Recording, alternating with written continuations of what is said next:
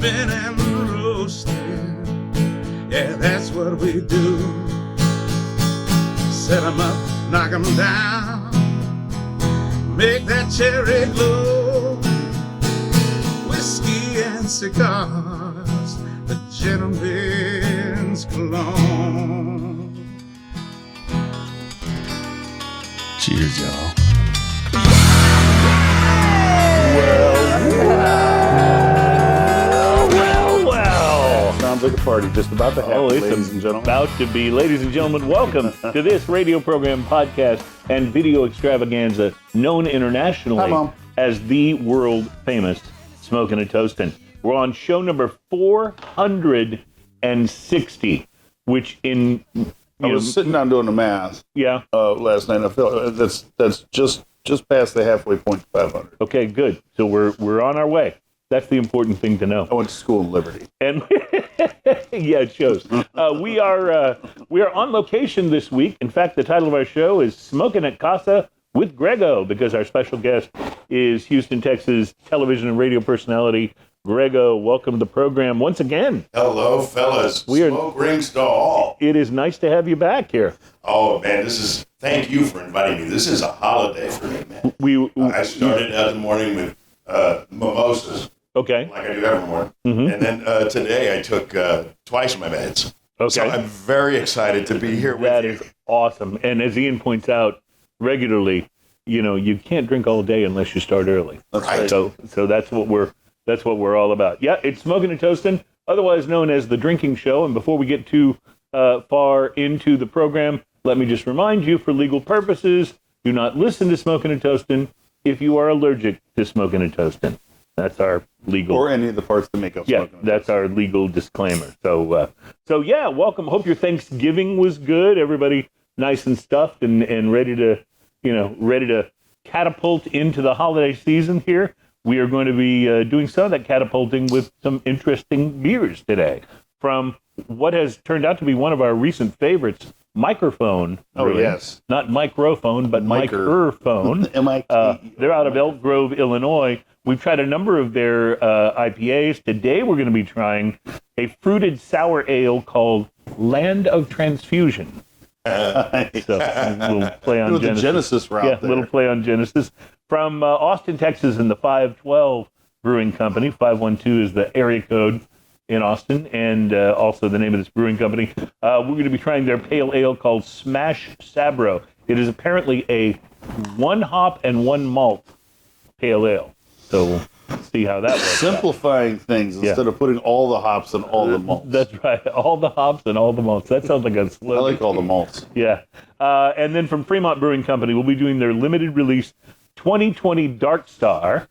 It's an Imperial Oatmeal Stout that has been aged in a lot of different and varying ways. And what I can promise you is it's either going to be amazing, or since it was a 2020 release, it's going to taste like soy sauce. One of the two. We don't know which, but we'll see. And if it's amazing, I'm betting it's really amazing. If it's soy sauce, not so much. Why do you say that, soy sauce? We have had some of these aged darker beers a couple of times throughout our 460 episodes that just by the time we opened them, they just really weren't that good anymore. So you can age like darker beers, Belgian beers, things like that, not IPAs basically, or pale ales.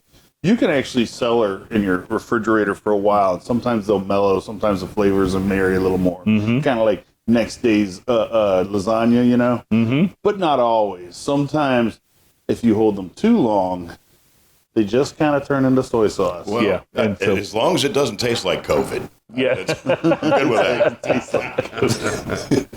That was a big 40 hit, wasn't it? By the way, I'm just recovering, by the way. Okay, that's all good. No, I'm kidding.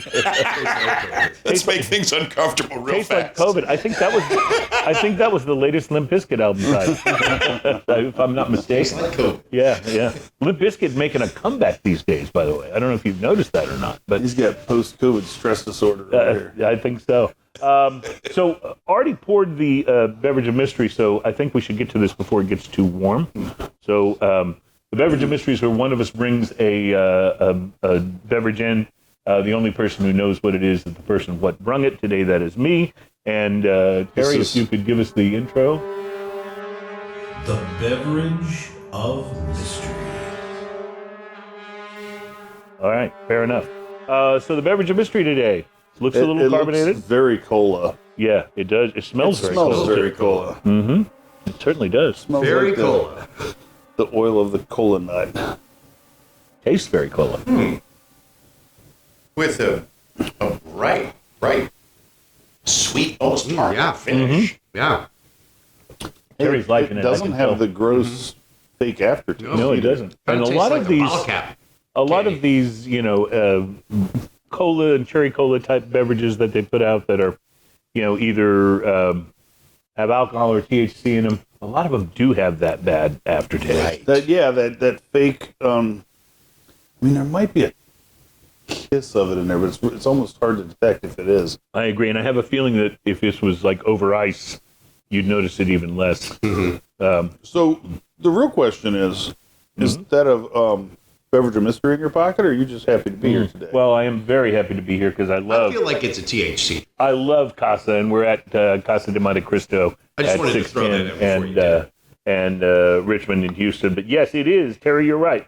It is a THC beverage. It is Sweet Justice. OG Cola, zero sugar, with 10 milligrams per can of THC. I see that we may have hit an impasse. Yes? I didn't sign up for that. Okay. Well, No, I'm kidding. I didn't ask you, but did they drug test you at your job? Mystery. It is part of my job, actually. It's the new black tar heroin beverage. I think Cola it's pretty seltzer. good. I didn't mention, by the way, while Ian's looking at that can, the whiskey. Ian brought our whiskey today, and it's a Cragganmore Distillers Edition single malt. Oh, is that the one we saw the picture of? Yeah. That you said it. Oh, yeah. So nice. I'm sure that'll be just awful. Yes. Here it is in the box. I'll show it to the camera and. Well, I love how each can of this is 2 servings. By the way. Oh yeah. Yeah. So it's really 20 milligrams of THC. So yes, For the can, right? Because the serving size is half a can.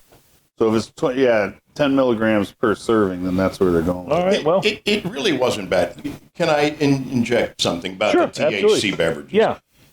There's an issue. I think more people would drink them if the companies took more time to educate the consumer on the beverages. I have literally stood in one of the superstore liquor places where they've got a whole aisle full of these THC beverages. And I cannot make heads or tails out of Any of it. What is what? Like, you have to look at the milligrams, of course, and then you have to look at. And some are 5 milligrams a can. Some are 10. Some are, 2 servings of 10. You have to look at how much are you getting exactly per, and where is it made, and then I'm on my phone. What's it derived from? Is this an organic product? Right, Is it?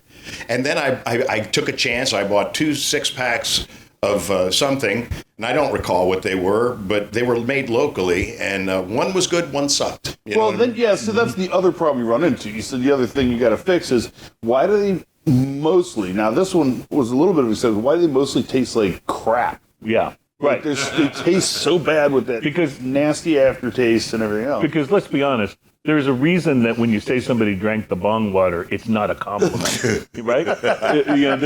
There's a certain flavor that it just isn't conducive to beverages. But Right. But for hardcores, the yeah. splash on the lips is okay once in a while. but I will say, we may not have to worry about that at all for very much longer because these are all about to be outlawed, I think. So, Yeah. I know, it's kind of a bummer. That's right? just why? What are we doing here? I like some of these. Do we have better things to do?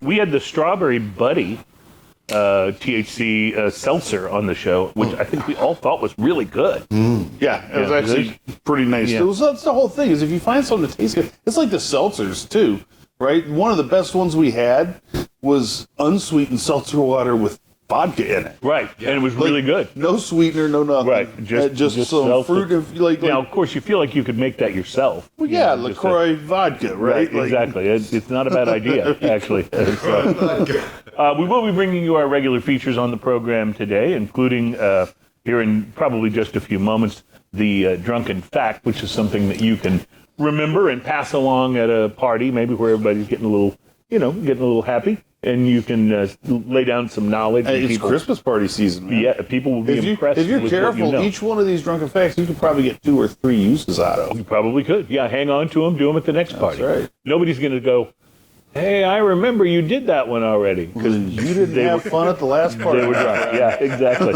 Our I thought it was the same one every week. We're not still at that last one? I'm sorry.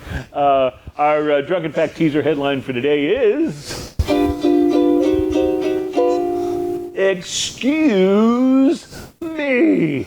I'm just happy. And we'll also bring you Drinking News in the second hour of the show. Drinking News is where we bring you a story from the news, ostensibly from the news. It's something we found online. It's not a parody. And we know that it's probably true because it was on the internet. Yeah, it was on the internet. Yeah, but our Drinking News teaser headline for today is... It's a bird. It's a plane. It's an iguana. So we'll look forward to that, too. And in today's Drinking News, I'll just do this little tease. I have a very special ukulele challenge for you in the Drinking News segment today. So you got to be here for the second. That's one to hang around for. That's close. And that's I'm close. sitting here looking at Ian play that thing, and it's like it's his extension of him. He's so comfortable with it. Do you keep your ukulele with you wherever you are? At least once a week I play this thing. Yeah. Do you? When we do the show. Normally I play guitar, but it just doesn't have the comic value of holding this thing with these hands. Right. Yeah. Exactly. It works. It works in many, many different ways. So love that. We'll tell you about some cigars to watch for. A new, really awful bill that's going through the New Jersey government right now. That if it passes, is bad news for Jersey people. And we'll also tell you about Mini Perfecto, but coming in at like a 54 ring gauge. This is the Tabernacle. So those guys at Tabernacle, which that's 5x58 Perfecto. Those guys do lots of small batch things where there's only so much tobacco, so they release just a limited thing and then it goes away. Right. So they call this one the Goliath. It's a 5x58 Perfecto. It's got a Connecticut broadleaf, and boy, it's a big one for the first thing in the morning. I was going to say, how's that coming along there? It's delicious, though. I hope you had breakfast. Yes. Yeah. It's very dark. What are the flavors you're getting? Dark and oily. There's much in the way of coffee, bitter like baking chocolate, and very earthy notes coming through. Very nice. Bitter, but not a bitter chocolate, but not a warmer chocolate right. like Now, you obviously got that from the humidor here at Casa de Monte Cristo. I hadn't been to this humidor in a little while. I know. It's like it's an amazing thing to walk through. It's like kid in a candy store. It's like the first time you open your vacation house. I don't know what that's like either, but whatever.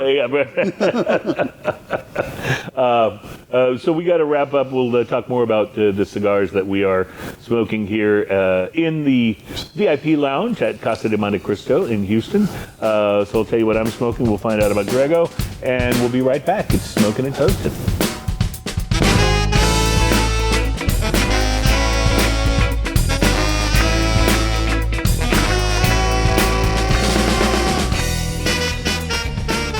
Welcome back. It's Smokin' and Toastin'. Our show is all about craft beer, fine spirits, and hand-rolled cigars. We're smoking at Casa with Grego. We always love having Grego on the show because, quite frankly, he's so much funnier than Ian.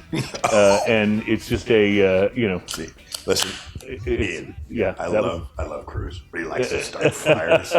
Hey, man, you looking for a job? You know what? Did you hear something? I might. It might be. Grego is currently employed in broadcast radio, so the answer, are you looking for a job, is always yes. Yeah, absolutely. Yeah, that's right. That's right. So before we do our tasting here, just wanted to talk a little bit about the cigars. I'm smoking a knuckle sandwich, which this is their Toro, which I got from the humidor here at Casa de Monte Cristo. And Grego is smoking a cigar that he got from a humidor here at Casa de Monte Cristo, but it wasn't the one where they sell you stuff. It was one, apparently, you were recognized by a fan who took you into his private locker and gave you something special. No, actually, I was sort of just looking to get a free smoke from someone, and Pete, the #1 locker holder here. Oh, he has locker number 1? At Casa de Monte Cristo, Pete Schneider, sitting over there, says, I got one for you. And I looked at him, I said, are you serious? I'll take you up. He gave me a La Flor de Cano Habana from Cuba. This is an exclusivo, and then what is Paises, Bajos? Países Bajos? Pisces. I think it's Pisces. No, I'm just joking. I have no idea. But it's not a heavy duty cigar, but it is so velvety smooth and delicious. It just has a refinement about it. When you get a really good Cuban, it's like that. I always find Cubans in general have a very earthy and nutty kind of flavor that really is nice. Yeah, and when you get a good one, there's nothing quite like it. Yes. All right, it's time to do the drunken fact. Terry, would you bring us on board here? And now it's time for another Smokin' and Toastin' Drunken Fact. You guys really got to get up on your production. Can we keep that in? Yeah, oh yeah. We should play that actually every week when we do the drunken fact. Our drunken fact for today, again, we know this is true because we found it on the internet. Gorillas burp when they are happy. Oh. Wow. Oh, sorry, we have an update. Gorillas and Ian burp when they're happy. One can only wonder what state gorillas are in when they pass gas, but that wasn't covered by the drinking fact, or the drunken fact. But yeah, gorillas when they're happy, they burp. It's wild. You know, Way too many people have monkeys and primates. Yeah. I'm just going to say that. I mean, I guess that's, dogs wag tails. Gorillas burp. Well, if you think about it, they're sitting back after a nice big meal of bananas, Yeah. What do they eat besides bananas? That can't be their only diet, right? I saw the Michael Jackson. They have a big Michael Jackson movie documentary coming out, or maybe it's already out or something. I wonder if they tackle the monkey that he owned. Who was that? Bubbles. Bubbles. Yeah. I wonder if they'll play Michael's cover of that famous song from like the 40s and 50s, "I'm Forever Blowing Bubbles." I wonder if that'll be included in the. Like that This is Mikerphone Brewing. How about that one woman? She had that chimpanzee. Yeah. And the chimpanzee saw the woman's friend who had gotten a new haircut, didn't recognize her, and then tore her face off. Oh, dude. Oh yeah, I saw that. Wow. He's killing my friend. He's killing her. Yeah. Here's another one. Apparently. There was a monkey on a motorcycle in Houston 2 weeks ago. Really? They got it on tape. A chimpanzee riding on the back of a motorcycle in Houston. They pulled over on the side of the freeway and hung out for a while. Yeah. Then they flew with the motorcycles. Then chimpanzee got back on the motorcycle with And the guy, drove off. and they took off. Wow. I'm sorry. Wow. Welcome to our newest portion of the Smokin' and Toast, the chimpanzee. Well, listen. Monkey moments. I've said this repeatedly during the show. Like, anytime I can find a drinking news story that involves monkeys, I'm so all about it. Monkeys are just a thing. Yeah. I don't know if you've ever listened to, you can find these on the internet. Ricky Gervais, the comedian and actor, had a podcast for a while. It was called The Ricky Gervais Show, and I think they did like 3 seasons of like 8 or 9 episodes apiece. But one of his guys, the guy they used to rag on all the time. That's how long it took him to offend everybody? Yeah, exactly. And then they were done. They're like, okay, I think we've done all we needed to do here, and they were done. But one of the guys on the show, Carl Pilkington, had a segment called Monkey News. And it was all these very dubious stories about monkeys in the news. And it's just, I don't think any of them were true, but it was absolutely hilarious. So check that out. Have you tried this beer yet? No. Should I? Well, I haven't passed one to Terry either. No. Terry, I'll Don't forget the fruit. wow. Reach, yes. So on the nose, I don't get a whole lot. There's just not much happening. A little bit of berry, maybe? Yeah, a little bit of fruit, but when you taste it, it goes, pow. Wow. It sure does. Wow. So this is a fruited sour. Wow. That will get your from attention. Mikerphone. Yeah. It is tart, it is sweet, and it is the land of I transfusion. like that. Delicious. That's good. Yeah. We don't do a lot of fruited sours here on the show, but this may be one of the better ones I think that we've had. It's just... With not much love to go around. It's almost like I'll say this, not that it is, a delicious kombucha quality, but a have a little bit, smoother and more delicious flavor. Mm-hmm. And the finish is so fruity.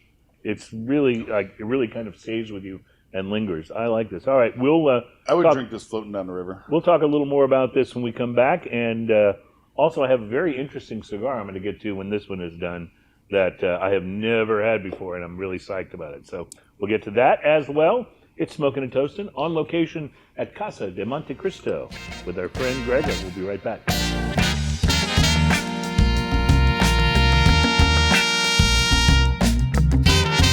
Welcome back. It's Smokin' and Toastin'. Our show is all about craft beer, fine spirits, and hand-rolled cigars.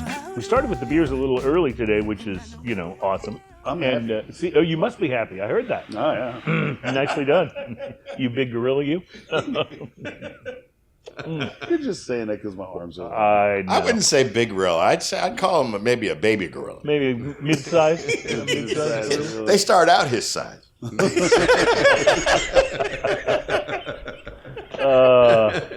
Again, I could talk about monkeys forever. I don't know that much about them. I just enjoy talking about them. If you'd like, my aunt was the curator of primates and small mammals, the one who built the Wortham World of Primates at the Houston Zoo right now. Yeah. So if you'd like, we could just have her on the show one Can day. we? Talk about monkeys I all would day. love to do that. I got another one for you. I learned more about the gorillas at the zoo where his relative is when I was there one day. Do you realize that there's two gorillas over there, a couple of males, that they've been there for a while. They actually bully one another on the playground. The one bullies the other.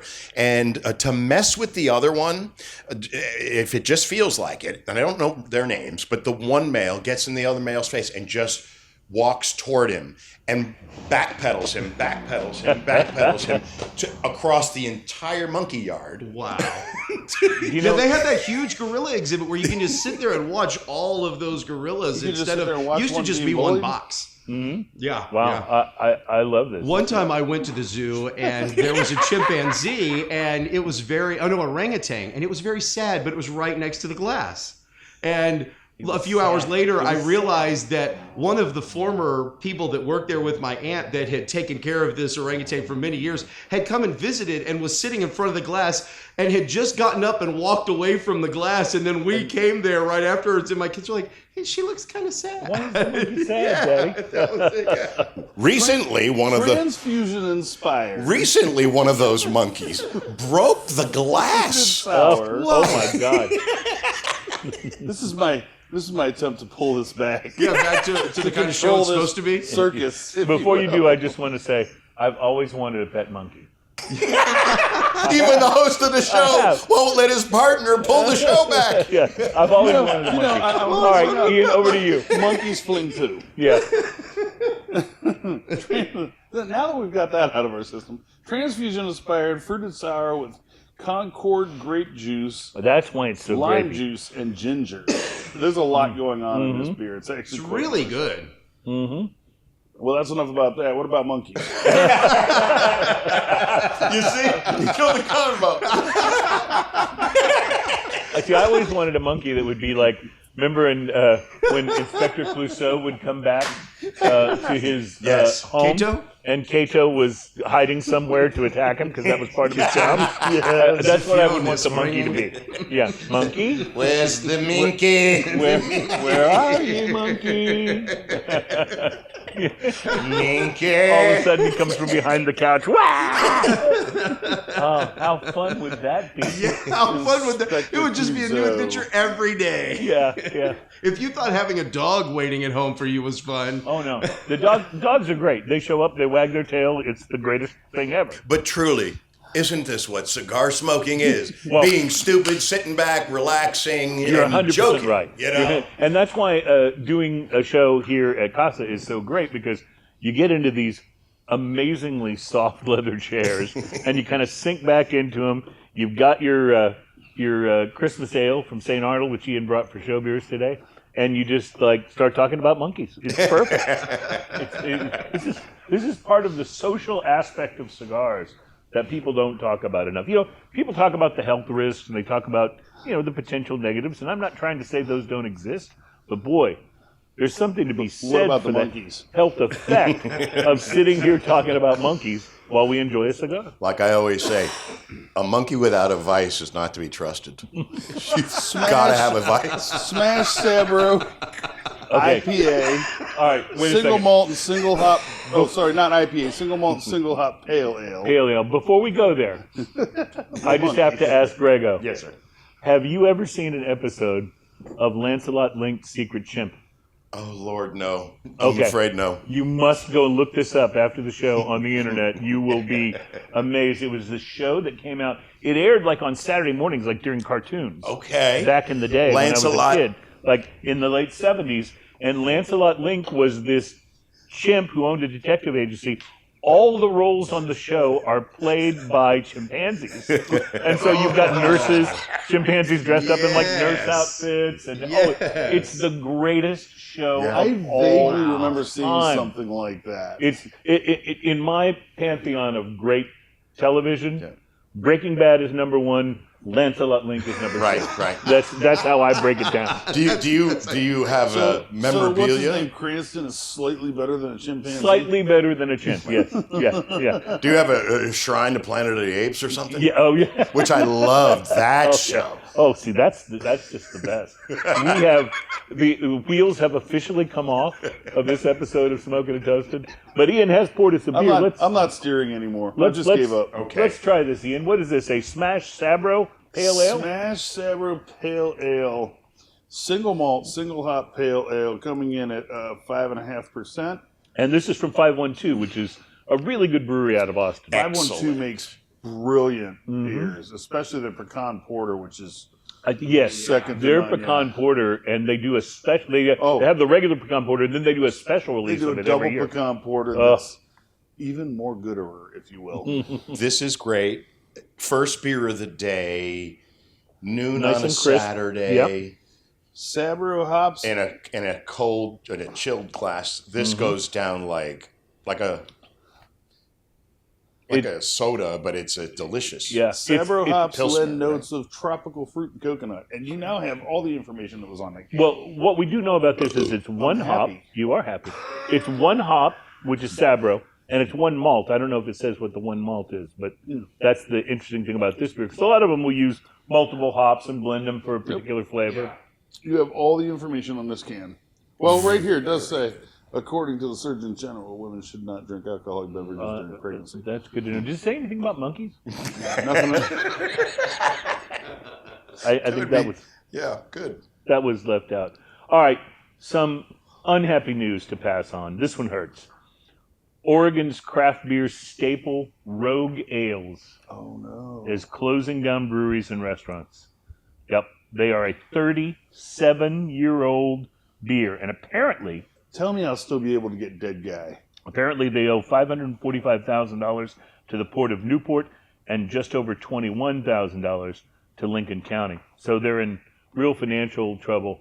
And if this means I can't get Rogue Dead Guy Ale anymore, I am So sad. bummed I beyond remember it belief. used to come in a half-gallon jug. I Yeah. would get one and be like, I'm having one beer tonight. I know they have those really tall, not just the 16-ounce, but the Moners. super tall ones. Yeah, and I always get the Speedway Stout and the, man, they did such great beers. The Rogue Dead Guy Ale was one of the greatest, like, early IPA type beers that you could find back when there weren't so many IPAs. It's just, man, that's still, to this day a fabulous beer. So that one we're really, really bummed about here at Smokin' and Toastin'. It's an interesting time. Do they? Yeah, I mean, do they? Or maybe perhaps you could shed light on what do you think the reason is that?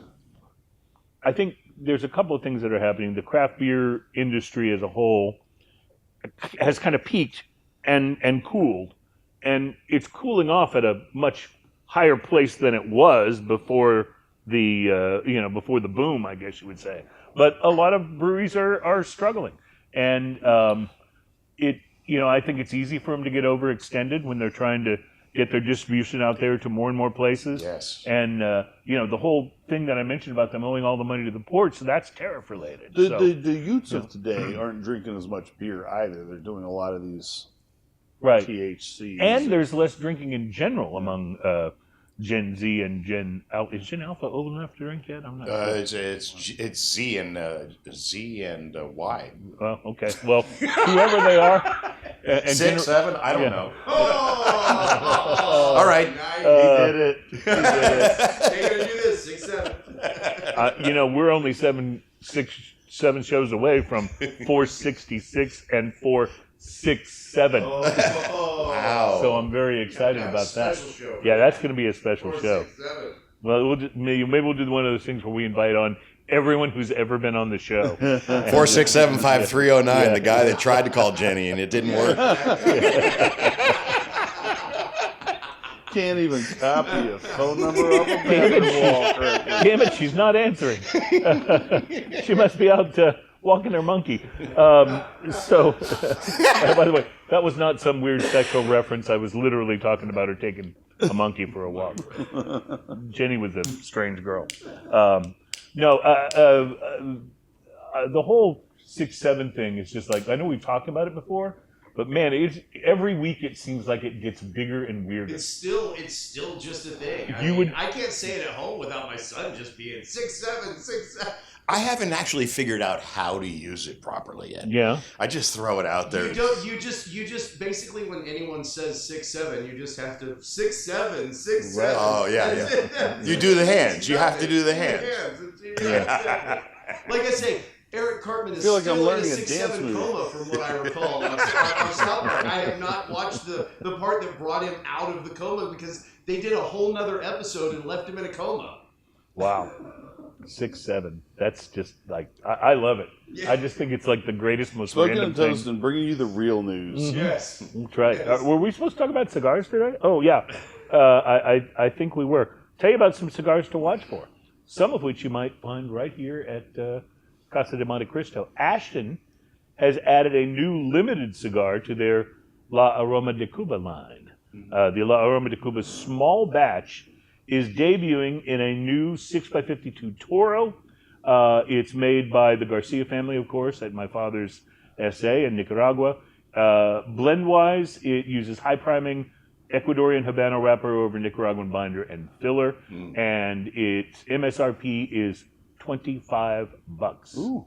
Yeah, it's small batch and limited, but it's already shipping to stores, so you may be able to find it. I looked for it. I didn't see it Their anywhere. VSGs are quite good.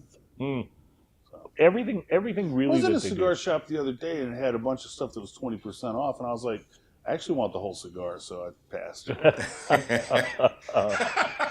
And you were giving us a hard time for talking about monkeys. McAuliffe has a new release. It's the McAuliffe Green, and it has already started shipping to stores. Started last month, actually. It's a blend that uses a Brazilian Matafina wrapper, and sometimes when you're talking about it, people will come and like pod crash the show. Excuse me, so we're trying to film a podcast Yeah, here? yeah. Our friend, But it's not like a real podcast. yeah, our friend We're only Alan on Jennings. 12 stations. Yeah. Alan, Big cities. we need you back in a few weeks, if you don't mind, when we do episode number 467. Is 6, 6, 7? That's what I'm talking about. That's what I'm Give talking that man a about. mic. It almost sounded like he was telling or you not. that you weren't welcome today, the way Yeah. he said that. Well, We need you to back on that day. Yeah. So please return. Please leave now and return for the 6-7 show. So one of the things, Grego, that I'll share with you is very early in the show, we used to have him and his buddy Chris Hart, who were the principal guys starting the Whiskey Social, which we all just enjoyed recently. We had those guys on the show a number of times, and then we would talk about them because they like to come and pod crash, and so we'd talk about them. And I almost never read the comments on the show, on the podcast areas, but I was on Apple Podcasts, and I was just looking at the comments. Happy. Ian's happy and burping today. There was a comment from a listener who said, I think his criticisms were we tell the same jokes all the time, which, duh, that's because they're funnier the more often you say them. That's right. And also that we keep talking about Chris Hart and Alan Denny, and he says, nobody cares about those guys. Oh, Which I can understand. And so that's kind of become their mantra when we That's have all right. them on the show. So if you're expecting something special today, It ain't happening. Don't. Yeah, it's not. No. It's not likely to happen. Alan, you've already missed 2 of the beers. Oh no, I just gave him the you last just little gave us bit. some. So this is a Sabro. Sabro Pale Ale. Sabro Smash. It's a pale ale from 512 out of Austin. Well, you know my thoughts on pale ales. I know. But I will say I have, through this show, Yeah. I have purchased and indulged more, and some of them aren't horrific. It's like what we like to say on the program in order to convince people that we're legit. It doesn't work, but we like to say smoking and toasting, directly influencing sales. Directly affects 100%. So Sometimes I go buy some of these on the way home. that is why I saw it was a couple of weeks ago, y'all had a beverage of mystery that I might have given Ian that was the Above Whiskey Cola Zero Alcohol, and it was horrible. Yes. So I tried it at home as well, and it was horrible. So the other day, I am walking through a big box store. All right, I'm going to tell you, hold that thought because we got to take a break. I want to hear the story, but we'll take a break and we'll be right back. It's Smokin'. In the beginning, so the story goes. Welcome back to Smokin' and Toastin'. Our show is all about craft beer, fine spirits, and hand-rolled cigars, and sometimes about the beverage of mystery, which in the case of what Alan was telling us about in the last break. So we had it, we didn't like it. The Above. Right. And The so, above, you yeah. know, I'm sure there are a lot of people that said, well, I'm sure as heck not going to buy that if those guys didn't like it because their palates are beyond reproach. Those guys know what they're talking Exquisite about. is the word you're looking Exquisite, for. correct. Yes. So I'm walking through a big box retailer, and I look up and I just started dying and laughing because there was a 4-pack of Above gin and tonic Oh, on clearance.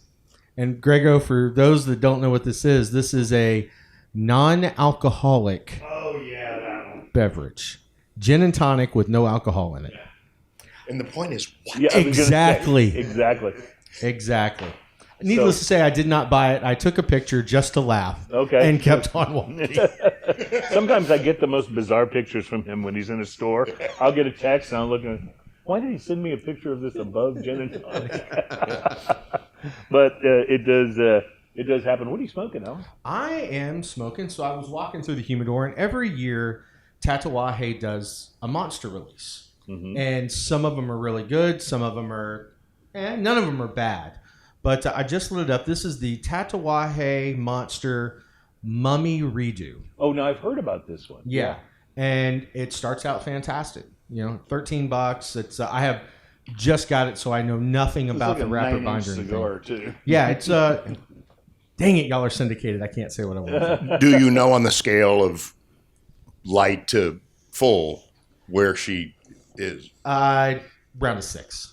Okay. Yeah, Okay. yeah. Yeah. It's really medium bodied. It's light, and I'm not getting much complexity, but I'm not even a quarter inch into Exactly. it yet. So Yeah. we'll find out where it's going to be. It'll be maybe a different cigar by halfway 100%, 100%. I am almost done with my knuckle sandwich here, which has been very good all the way down. You can see how far down I'm smoking it, but you're done and about to jump into another one, aren't So what happened was the other Cubano, which was a great smoke, was wonderful, but now I'm craving a stronger punch. you? Okay. So I'm So lighting what up. did you pull out? I pulled out a Gurkha. This is going to be probably my first go round on this one.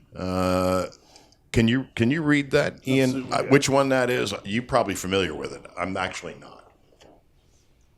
Gurkha's 125th anniversary Gurkha. Oh, okay, yeah. So I've had one of those. I actually reviewed one of those on the show, and it's quite good. Which was a thing because we've had a long and troubled relationship with Gurkha cigars because they went through a period where they were kind of like those exploding cigars that you would give as gag gifts and stuff. They looked And a they lot would like the just come cigars that you'd apart. see Bugs Bunny give somebody. Right, but they have improved. They have improved dramatically. 100%. And when I had one of those, it was quite good. 100%. Gurkha, they were hot garbage for a while. They really were. I think they just put out too much. You know.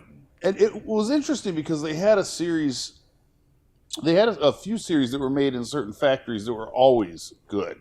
Mm-hmm. Their signature, I can't remember the name of it. Their signature series was actually like always pretty good. But yeah, most of their line just turned to. It's been quite a while since I reviewed the one Beast that I used to have exploded. all the time. Yeah. But one of the things I remember about it was that the flavors were actually quite good. Yeah. It tasted great. It just like fell apart on me while I was smoking it. So I don't think you'll have that problem with this one. I'll try it, and I'll let you know. It's almost like for La Gloria Cubana, I was partial to them for so many years, and then something occurred where they started producing cigars that tasted like garbage. Uh-oh. And were having burn problems. Alan, as someone who sold cigars, do you remember this? Oh, I know exactly why it happened, too. So, are you familiar with EP Carrillo cigars? We're talking about one earlier. I smoked one yesterday. Delicious. So, it just happens to be today is Ernesto's birthday. Happy Happy birthday, birthday, Ernesto. Happy birthday, Ernesto. So, Ernesto and his father started La Gloria Cubana. Okay. And a number of years back, they sold it. Mm-hmm. They sold it to General Cigar. Yep. And General Cigar does just like a lot of conglomerates do. They leverage it. They take the name. They take the tobacco and use lesser tobacco and raise the prices, and just like spirits. Same thing happened to Camacho. Yeah, exactly. Camacho, I used to love them, smoke them all the time. Then when they got bought by one of the bigger companies, like the quality just deteriorated. They are back to being better. So one of the things that happens is when they allow the quality to deteriorate, trying to make them cheaper or whatever, people stop buying them. Yeah. And so they have to go back in and like rework them and get them back to 100%. something that people will buy. Yeah, and La Gloria did the same thing. As a matter of fact, Ernesto had to work for General for a little while, kind of as a name place, being a figurehead. And when he stepped down and people were like, oh, Ernesto actually doesn't have anything to do with the cigar and hadn't for years, then they've gone back and now they're pretty good. Yeah. Yeah, they really are. You would pretty good. think if you're a big company, you're like, you know what, these cigars are selling well. I want to acquire this company. Then what you do is you take something that works and has been selling, and you're like, I could build on this, and you change it. Right. What? Well, it's like, what are you thinking? Grego and I can speak to this from being in the radio business for a number of years. When a big company buys a small radio group, they only buy them because they're successful, right? They've been doing, some good business or whatever. So the first thing they do is they come in and they fire all the people that made it successful. It's like, what is so difficult to understand about the fact that if there's something that's got a certain level of quality to it, diminishing that quality is going to mean diminishing returns. You took something that was built beautifully, and then you took the people who built it away, and wonder why it doesn't stand. Right. It's not even the Walmarting of something. It's the Timuing of it. It's Absolutely. worse. Yeah. You know what I mean? No offense to Walmart. You heard that term here first.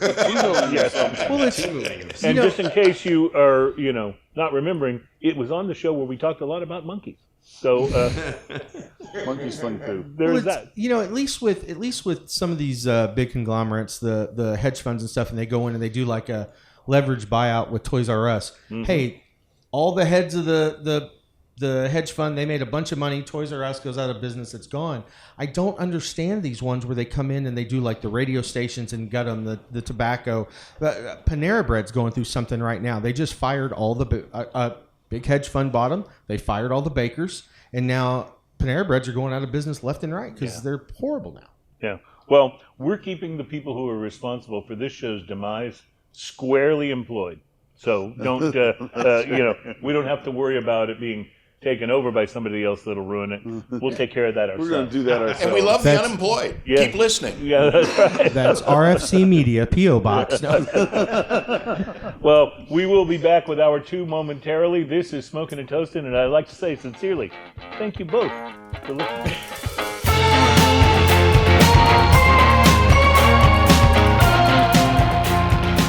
Welcome back to Smokin' and Toastin'. Hour 2 is underway. We are smoking at Casa de Monte Cristo, on location in Houston, Texas.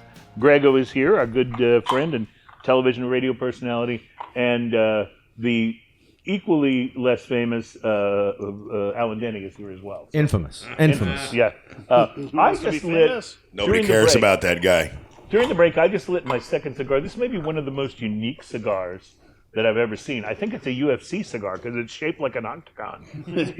The square circle. But yeah, it's a Plasencia Almafuerte, and I saw it in the humidor here and got really excited because it looked just so different. When I lit this up, it was not a Nicaraguan pepper blast. It was a blast of earth. I mean, it was one of the earthiest first few puffs I've ever taken. You were of smoking cigar. one of my favorite cigars. Yeah, you Okay, haven't so you had really that like before? this? Yeah, I have. Oh, that's not, no. fantastic. Oh, it's so far it's wonderful, When- but when you it is earthy. We passed that. When you code. say earthy, Okay, can you define that a little more? in the case of this, sometimes earthy just means it's kind of got that sort of deeper, kind of reminds you of the smell of fresh potting soil. But in this case, it's dirt. Like it literally had, Has a, that, d- like, and it's rich not earth. unpleasant. It's just very sort of basic ground earth You know when sort of someone a flavor. tills the field and you can smell that earth that just got moved over? Yes. And now, as you're smoking it, Well, the earth calms down a little bit. It was just a nice heavy thing, but it's the undercurrent flavor of this, and now I'm picking up like some leather and a little bit of nuttiness. Not get what I expected was more like chocolate, and I'm not getting that. right? Maybe not yet. Now, The what leather, is you'll get some toast in there too. Some good white pepper on the retrohale. what is cigar. the construction of that cigar? Are you familiar with? I don't know how they even do this. I mean, it's obviously box pressed, Into an in a lot of octagon. different ways. Yeah. Right. Yeah, but it's so far this is fantastic, and I'll keep you guys posted. You're lighting another one, Ian. What do Which you? one am I going for? Oh, see, I'm really partial to that Rocky. The Rocky is Going fantastic. Rocky? Yeah, I really am. I Oh really am. yes, I brought that for him. By the way, Ian has poured us another beer. This is one that you brought, and I don't know anything about it. What did you pour us? This is Meridsu. This is one of my favorite beers Okay. that exists. this I one should made have with poured some ants? for myself since I have a whole bottle here, but I can share that around too. Meridsu Triple is a high fermentation Abbey beer brewed in accordance with the Benedictine tradition of the community of Meridsu Abbey. That is nice. So I was expecting something along the lines of like a Chimay, but this has a more fruity. No, it's much more fruity. yeah, more fruity vibe to it. think I was drinking like a raspberry soda. It's really, really fruity in a wonderful way, but it's got that kind of high malt vibe to it. Yeah, now this one comes with a 4-pack. If you can find it, it comes with a 4-pack, and it's a little pricier. It's $17 to $20. Worth every penny. Even the bottles are slightly smaller than normal. I think they're like a I hate when they do that. 8 ounces. 330 milliliters, so it's like 11 point something. But Give me that other 0.4 ounces, so damn it. what worth happened to it? And if you ever find a place that has it on tap, I walked into this little bar in Fredericksburg. This little metal bar, by the way, owned by two, I think, German ladies. And I walked in. The latest thing they were playing there was Children of Bodom. The place is covered with like old concert posters, all signed and stuff like that. And they had Meridsu on tap. I looked over and I said, "I'll have a Meridsu." And she goes, "Oh, you know Meridsu?" I was like, "Oh, I know Meridsu. Love this beer." That's awesome. So it's just a wonderful beer, and I brought it because I only had so many Christmas ales, but I didn't realize I didn't know we didn't have it on the show before. No, I don't think we have. And this is a plus. I love the head. It reminds me of a Duvel, sort of, and that, on that.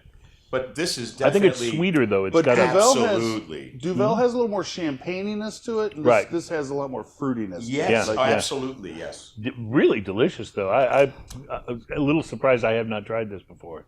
especially with it being one of your favorites. Love this. Clearly, you haven't brought this over Well, you at can any tell, point when you can tell it's one I really, really like because I'm gonna keep it to myself. I must say, as a guest on this show, sitting here with y'all, you really do know your stuff. Ian, you know your alcohols and your smokes. You know them all. Alan, you and your smokes and crews. Whatever it is you do it well. I know a lot about monkeys. You know a lot about monkeys? Yeah, I know a lot about monkeys. Primates. We have people that are like cocktail experts and stuff like that. We have Cruz as the monkey expert. That's what he says. Everyone has to have their role Resident on the show. zookeeper. Yes. You're back to top 40 all over again. You're a zookeeper. Hey, I'm King. But I'll be here all week. Thank you. Some bells and horns.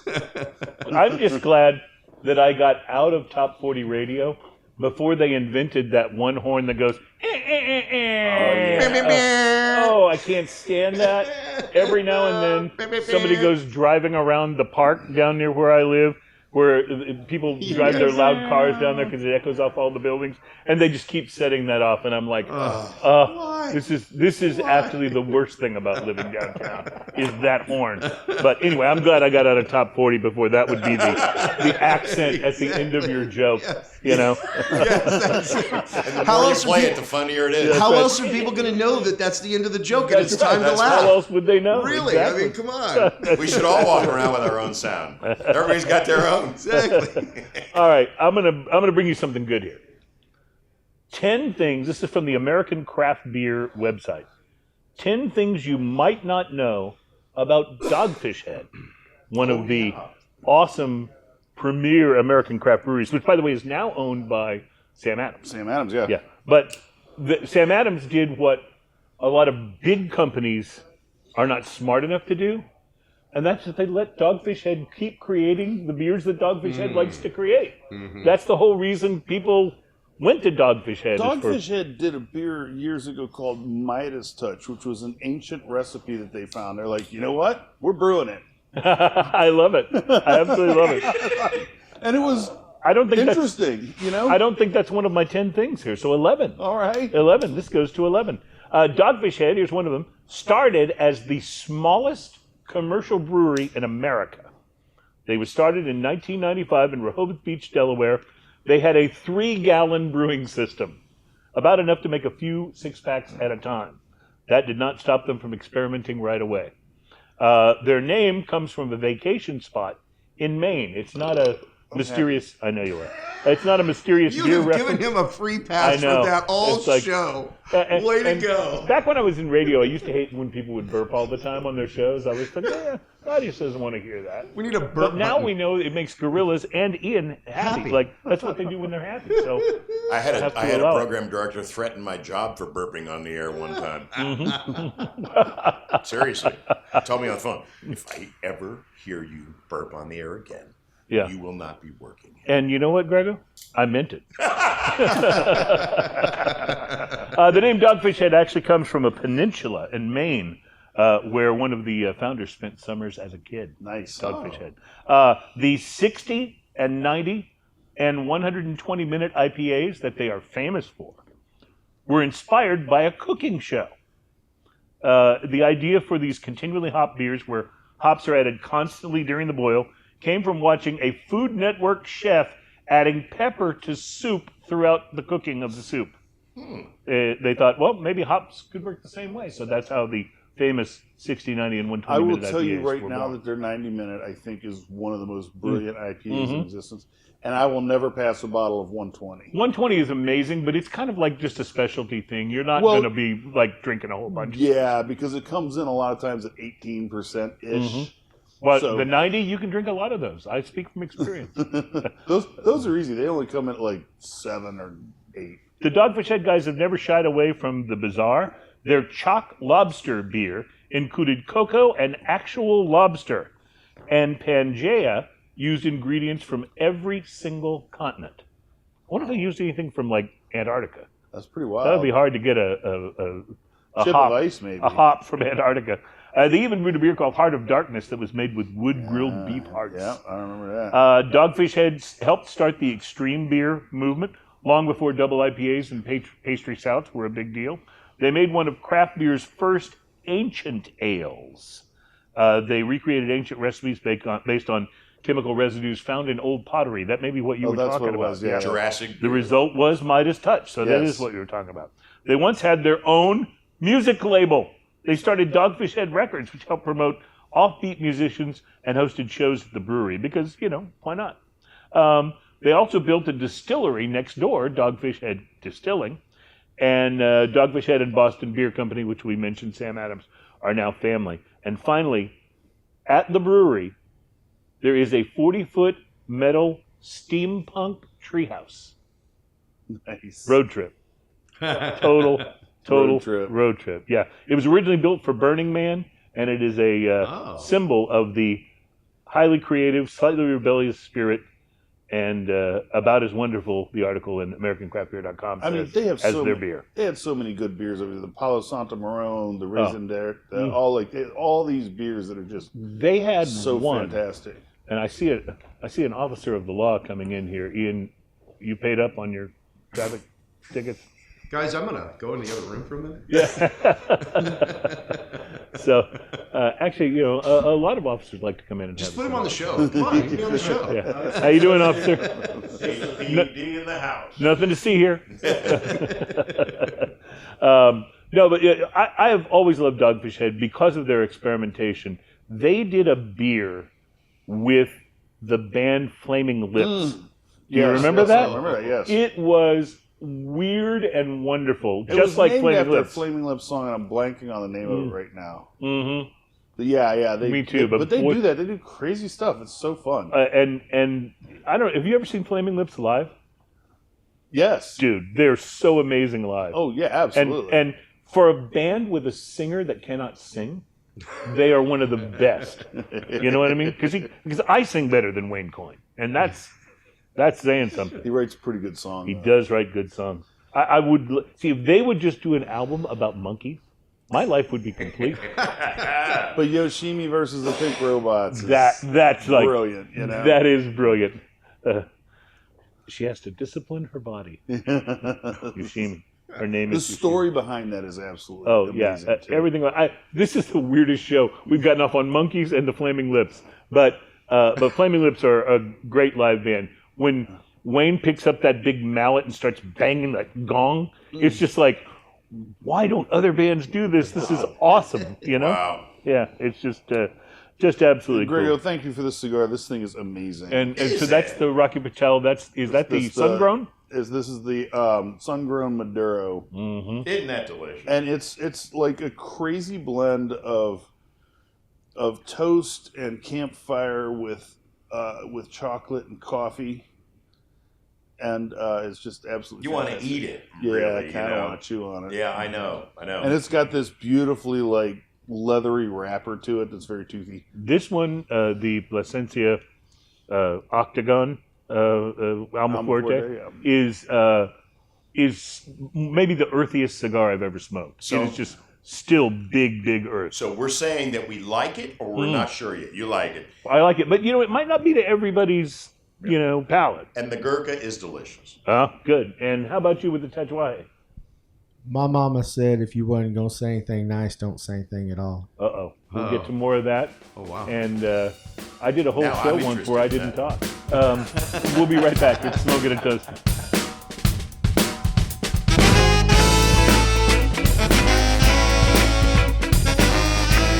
Welcome back. It's Smokin' and Toast, and our program is all about craft beer, fine spirits, hand-rolled cigars, and monkeys. And we're really excited to have both Grego and our buddy Alan Denny on the show. Equally as excited to have both of them on. Well, maybe you are. I'm a little partial to Grego myself. Oh, okay. but, All right. Listen, I appreciate everybody. You guys are great as a team. We make a great team right here. Yes, that's I right. feel Love like it. Homer Simpson backing into the bush right now. You know what? The more we drink, the better the teamwork gets. It is. That's one of the, It is. We'll be hugging it out here Yeah, soon. It's way that's better. right. Yeah. Before we went to break, Alan was, and during the break he told us more, but I want to go back to this.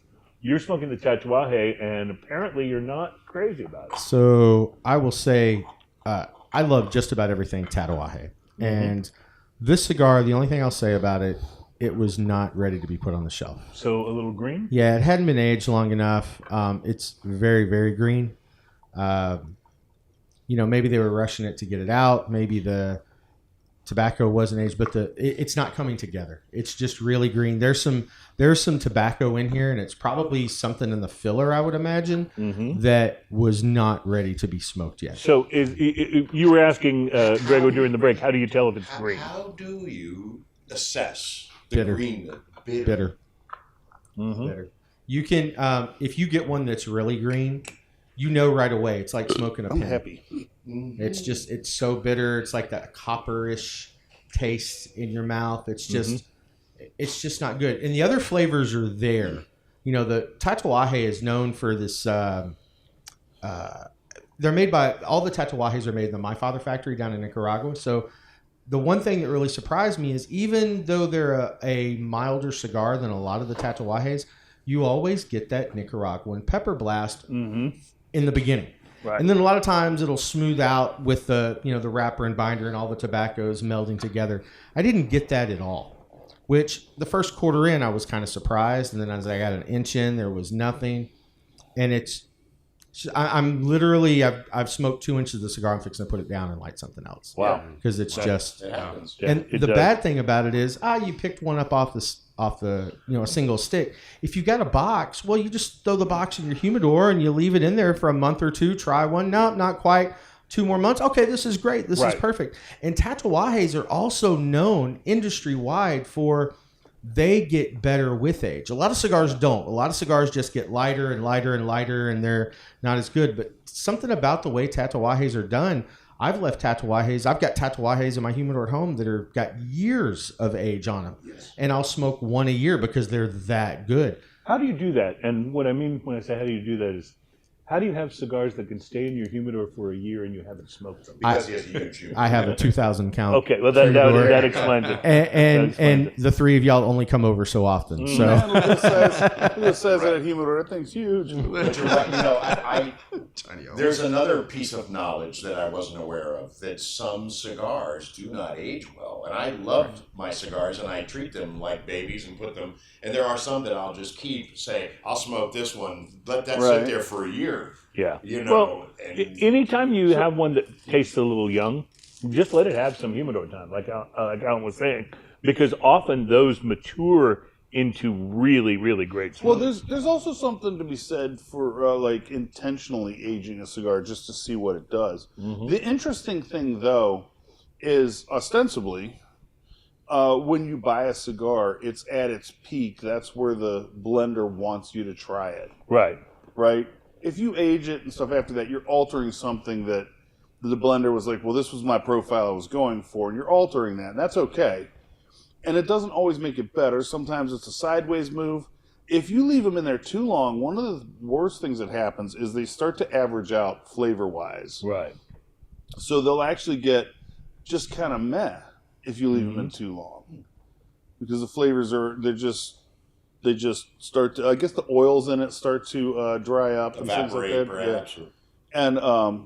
And so some cigars just handle that better and some don't. When we visited the in Honduras, Aladino. when we were down to the Aladino, we were in their factory and they had all these bundles and bundles and bundles of cigars sitting around up there, aging. And I remember bringing that fact up to our host and offering to take some of those off of his hands if he needed to make sure they didn't age for too long. He did not take me up on the... No, I have to say, though... It was a generous offer. They gave us cigars like the whole time we were there. It was amazing. Yeah. Came home with the most amazing backpack full of cigars. Did you try this whiskey yet? Not yet. So, speaking of things that are aged, Ian brought in some whiskey today that is there an age statement on this, Cragganmore? So this is Cragganmore Distillers Edition. Okay. This elegant and sophisticated edition of Cragganmore has an intriguing depth of flavor with notes of sweet fruit and smoky undertones. Double matured in port and seasoned in oak casks. Now, I used to buy this Cragganmore Distillers Edition quite often between, say, 2000, I'm going to guess like 2005 and 2008, and then it just disappeared off the shelves. This is the first one I've seen on the shelf since then, and I bought it, and I think this was bottled. I have to look at it. If I'm correct, I think I looked at it. It says bottled in 22. Maybe it says it on the box, but I will tell you, from the nose, this is why I used to buy it in the first place. This is nose wonderful. is Have so you fruity. sipped it yet? Yes. Wow. But the nose is so incredibly fruity. This would, to me, hold court with just about any Scotch that I've ever had. Oh, wow. Yeah. Oh, yeah. wow. We'll talk more about this when we come back. It's also just about time, my friends, for drinking news. So stand by for that. This is Smokin' and Toastin'. We're on location at Casa de Monte Cristo. We'll be right back. Drinking news.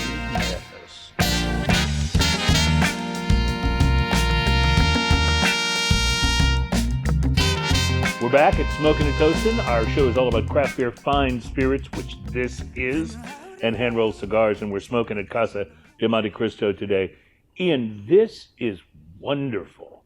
Agreed. Was it this good when you were drinking it before that you mentioned? I see. It's been so many years since I've had it, but I remember loving it so much. And after taking a sip of this, yes, this is that kind of good. Grego, you mentioned you're not really a Scotch guy, but you're totally grooving on this. This will change your mind. Yeah. A lot of bourbon drinkers, for example, they say, well, I don't drink rye.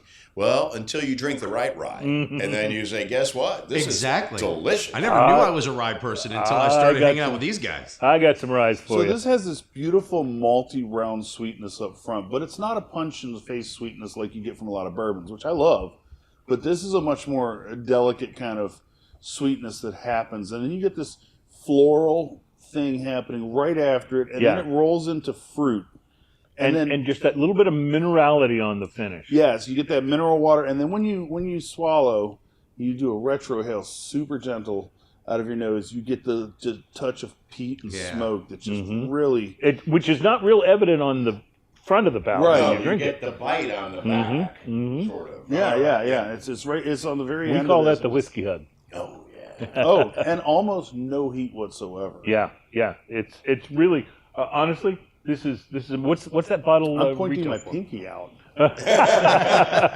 Coming from the guy who's burped like 9 times, I'm happy on the show. So he's the I just wanted to let you know that I'm happy. Yes, I appreciate it. I want you happy. That's part of our goal here. Alan has no idea what we're talking about. No, he got here just in time to not know. Before you were on the show, Alan, we did the drunken fact today that gorillas burp when they're happy.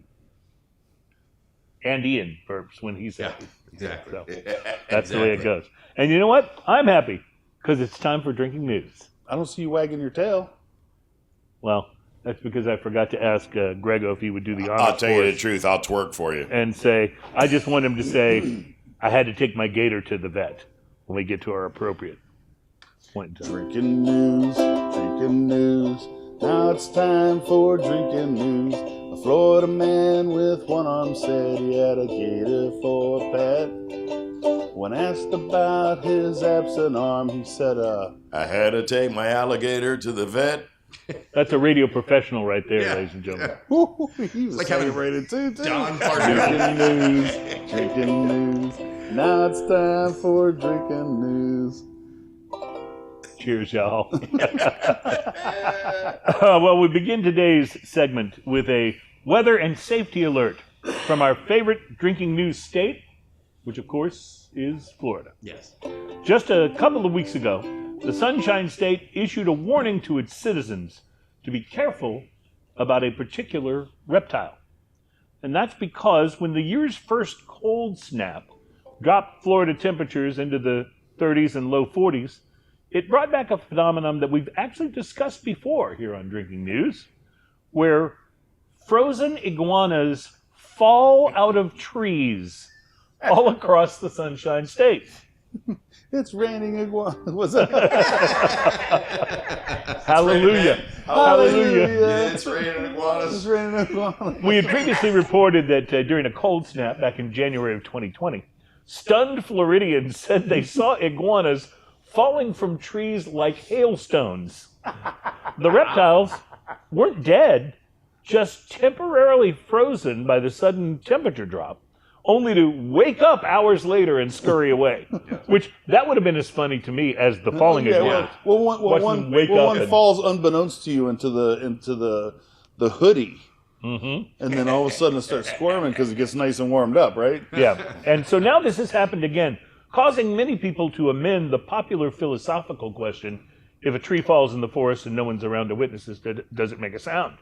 So take out trees and insert iguanas, and you've got the latest big question that is circulating on the internet.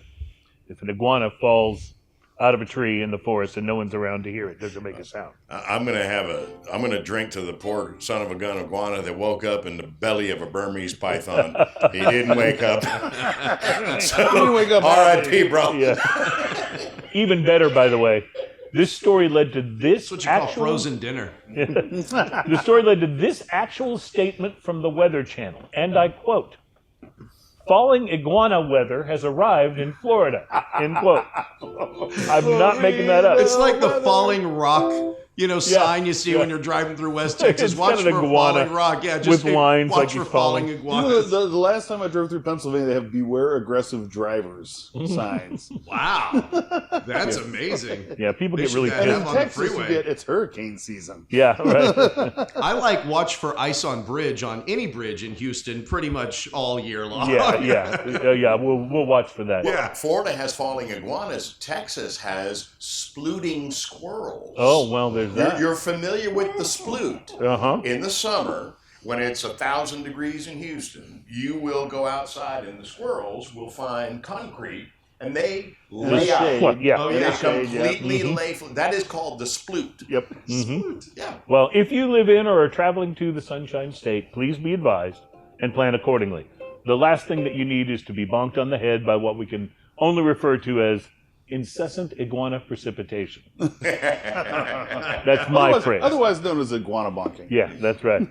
And in another story this week, all of us here at Drinking News would like to recognize 27-year-old Ignacia Fernandez, a semi-finalist in the Miss World Chile beauty pageant. Yeah. Representing Los Condes in this year's competition, which, in case you were wondering, is Spanish for the Condes. Oh, yeah. And aiming ultimately for a place at Miss Universe. The beautiful Ignacia turned things up to 11 in the talent portion of the competition. She did so I love her. by performing a song, but it was unlike anything witnessed in a beauty pageant before, because the beauty queen representing Los Condes is also in a band, and she decided to perform one of their songs for talent. The band she is in, they're called Distillers. Roughly translated, that means deserted. Distillers is a death metal band.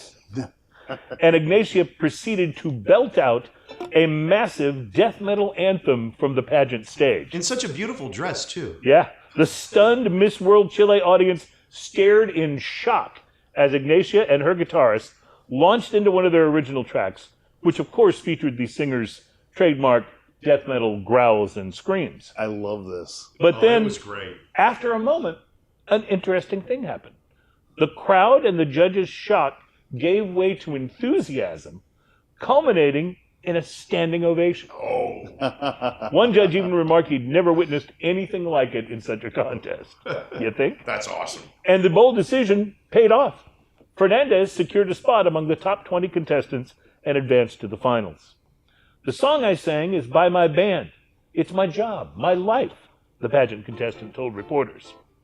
Now, I will admit that I'm not the hugest fan of death metal, but I do appreciate it. And I appreciate her decision to perform that way even more. I mean, at this point, consider me Team Fernandez all the way. I wonder if she's related to AJ. Oh. Anyway, there's a video of the performance making its way around the internet, and it's absolutely awesome. That said, as is often the case with death metal, it can be hard to understand all of the words to the song, and the lyrics could be important context for winning the talent portion of the contest. So using our special musical skills and rewatching the video dozens of times, the staff here at Drinking News believes that we've been able to put together what the lyrics of the song say and what the track is actually about. Now, I will freely admit we might not have these words exactly right, So if Team Fernandez wants to correct us on any of these, please do. With that said, here's what the Drinking News staff believes that the lyrics to the Miss World Chile contestant song actually were. And now for my challenge to you. Could I get a little death metal ukulele music, please? Death metal's a little hard. I was going for more like the bossa nova. Okay, that's like death metal. It's a little hard. I don't know. Ukulele, death metal, unplugged. Just take the ukulele and smash it. Just smash it. I don't think ukulele lends itself to death metal, does it? Yeah, it does. I told you it would be a challenge. You need an electric one. You gotta get those kind of the flat 5 chords. Kind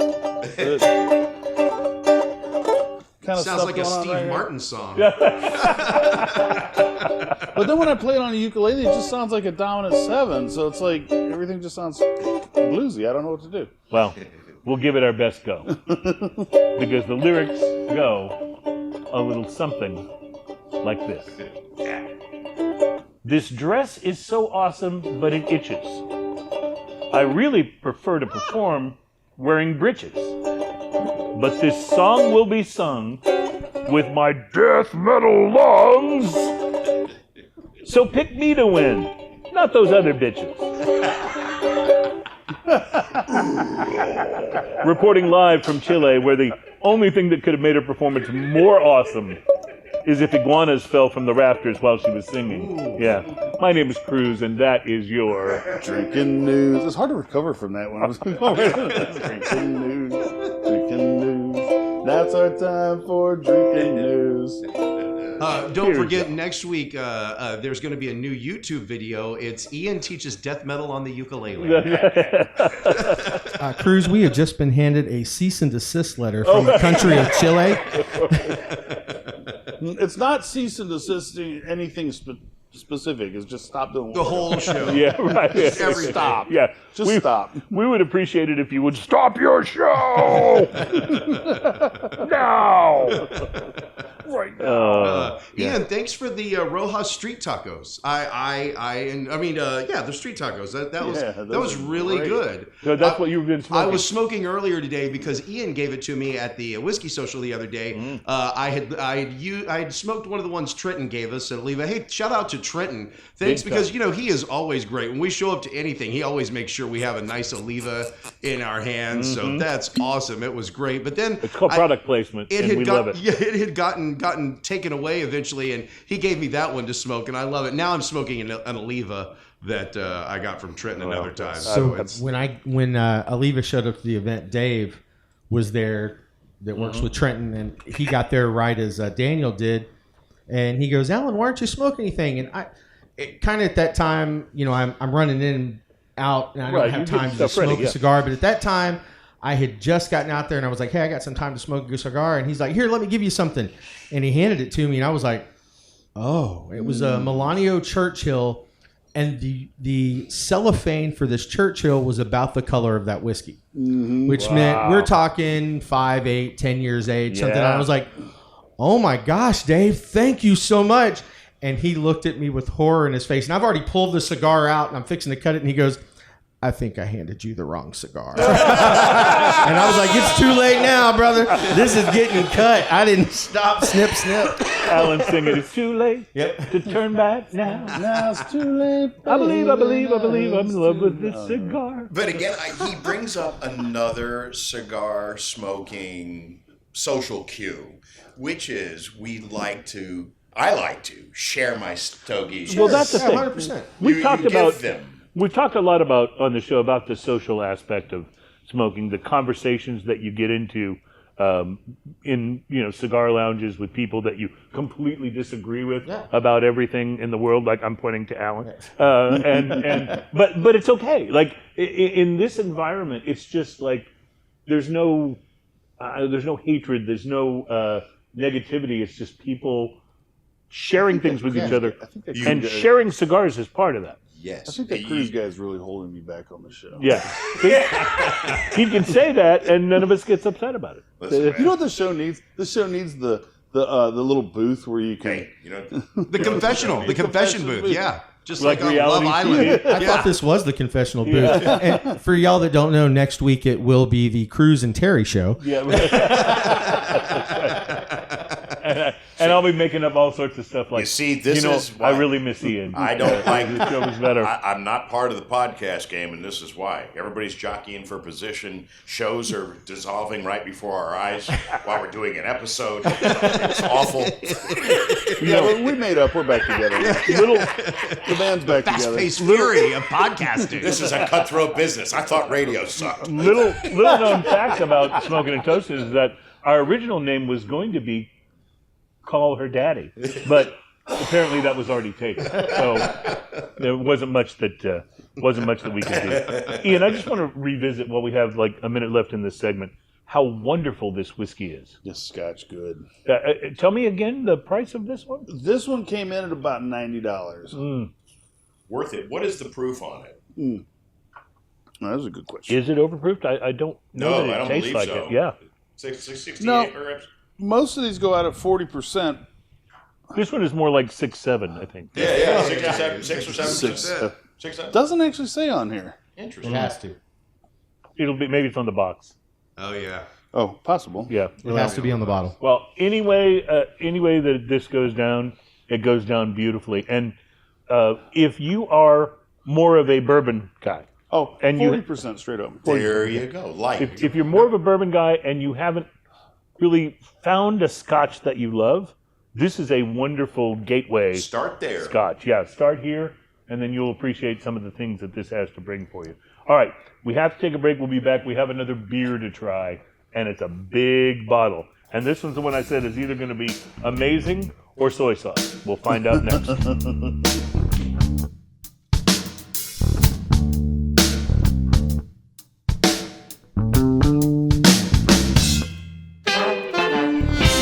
Welcome back, ladies and gentlemen. This is one of the most, I would say, unscripted episodes of the show ever.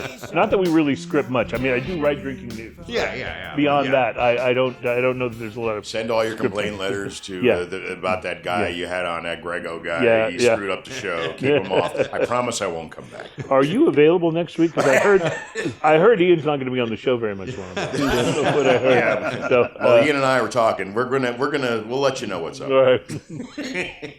It's Toastin' and Smokin' with Grego and Ian. What happened to Cruz? Who?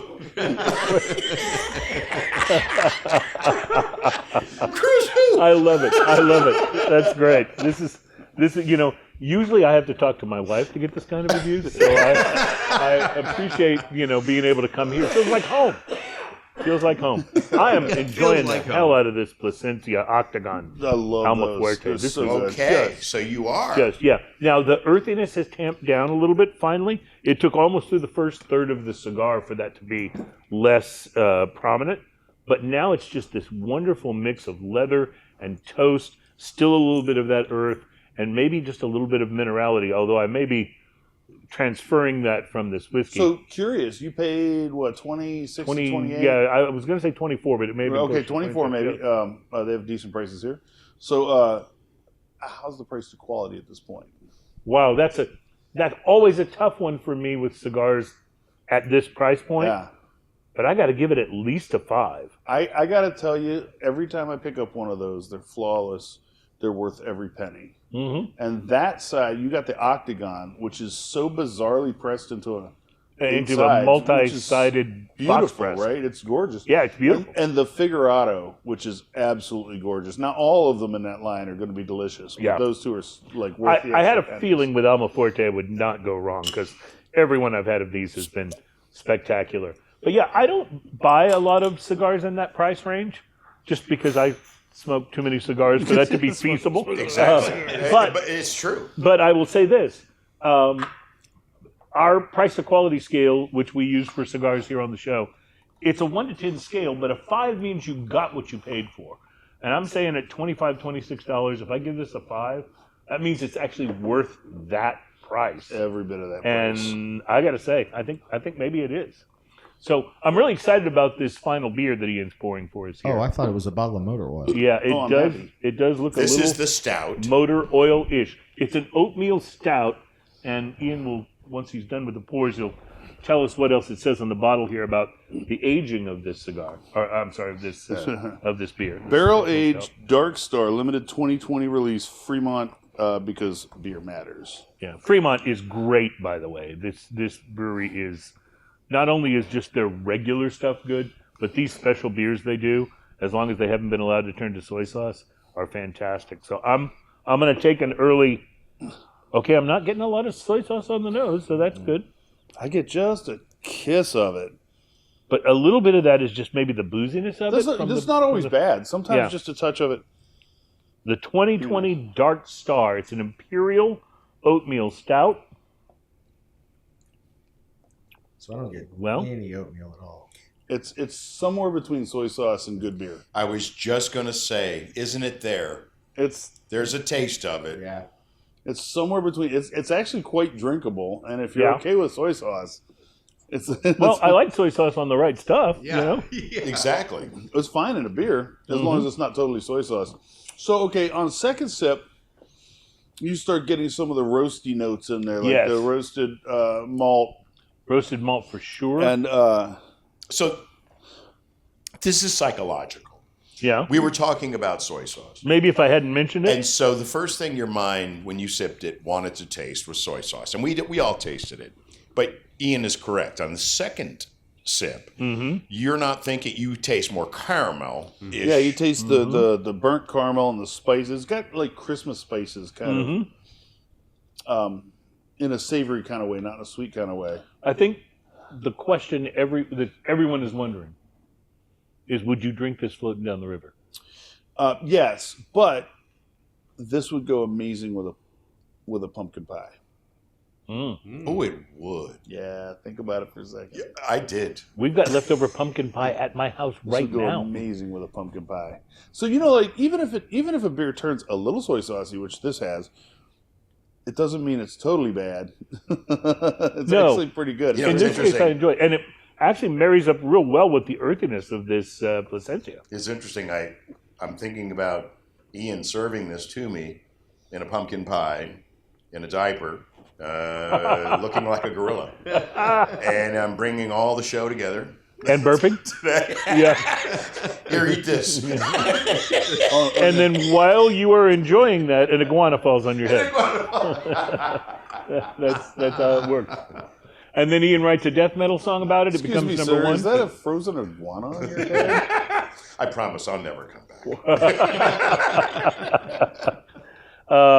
Grego, if people are in Houston, where can they catch you? 95.7, the SPO Tizzle. 95.7 on the FM dial on the Odyssey app. Yeah. And at 957thespot.com. Click us on the orange streaming button and enjoy the adult hits on the spot. It's a great radio station. I've been there for 6-7 years now going on. 7. And life is good today. This has been wonderful. Yeah. And thank you guys again. I used to love watching you on TV. I loved your comment at the end of that. What was the name of the show again? News Fix. News Thank Fix, you yeah. so much for that. What I loved is at the end, he would do all these great and quirky news stories, which obviously I have a thing for. But at the end, he would do his final word or comment. What was it called? It was my closing comments. Closing comments. And they were always just absolutely spot on. I'm like, wow, somebody on TV that actually has like an opinion and gets it. Like, because you don't see that on a lot of news shows. They go for bland. And here's what I think is wonderful about that is that politics was never part of what I did. It was just being a good human. Right. Coming at things from the human side. And it's up to you how you want to interpret it, Right. But I don't take a side. I love that. I think it's awesome because I think too many times, not to get too philosophical here, but we have had beer and whiskey. Too many times I think people get caught up in the politics instead of talking about the things we all have in common. Like, just we be have you. so much more in common. Yeah, Speak and you from can your be heart. you. You can be weird. You can be offbeat. It's okay. You can have like thoughts and opinions that I completely disagree with. It doesn't mean we can't be friends and have a cigar together. I mean, look at Alan. I get along with him great. And he doesn't have any thoughts or feelings. No. But he's so much fun to mess with. And, you know, we've said this about Alan since the very early days of the show, and we will continue to say him and our friend Chris Hart, nobody cares about No. Yeah. That's a long-running joke. You'll have to go back to the old episodes Cheers, to figure it y'all. out because I haven't had time. We have to. Are those even available anymore? We can only pray that they Wherever are. your Have a great podcasts week. are Grego, sold. thank you so much for being on. My pleasure. Ian, thank you for this whiskey. Alan, always a pleasure. Terry, have a great week. Thanks to our friends here at Casa de Monte Cristo, and cheers.